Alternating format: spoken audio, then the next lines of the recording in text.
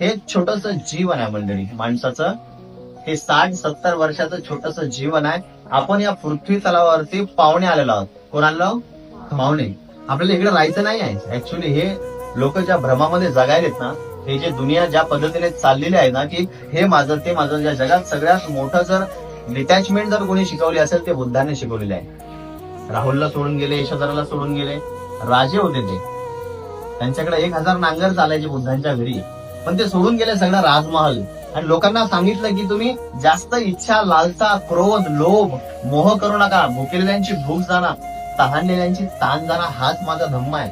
माणसाशी माणसं सारखं वागा, हा माझा धम्म आहे.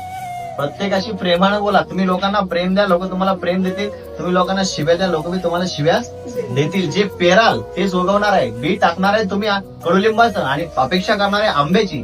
लागणार आहे का आंबे? कडुलिंबाच्या बियाला त्या झाडाला नाही लागणार. आणि